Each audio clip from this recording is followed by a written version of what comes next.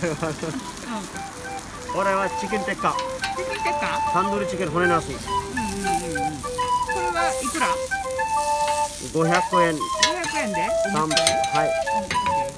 今日は4ピースですけど、明日からは500円なのは3ピースですね。11時から5時までと5時から8時まで。はい。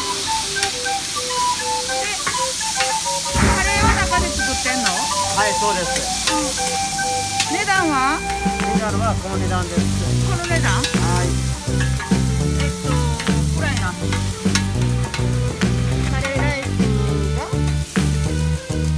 カレーライスが650円。何セットが700円と750円の値段です。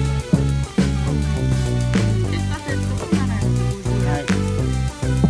で、選ぶのがチキンとキーマとほうれん草チキン、バターチキン、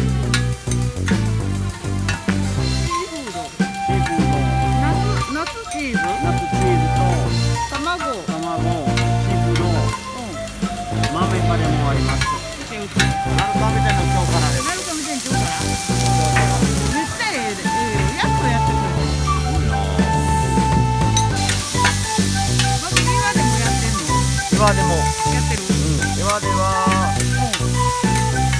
1週間前からね。あ、そう。ナルカみは今日から。コロナがアパートかも。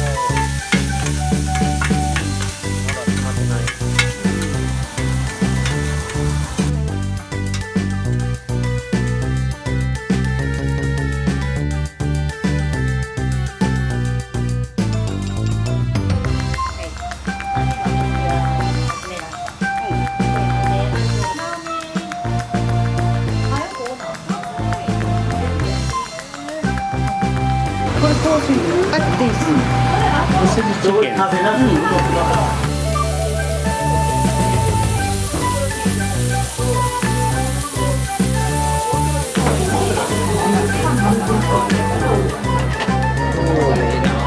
タンドリーチキンのガードフライとバターチキンにはこれパパと豆のせんべいです。はい。はい。シーフードチキン。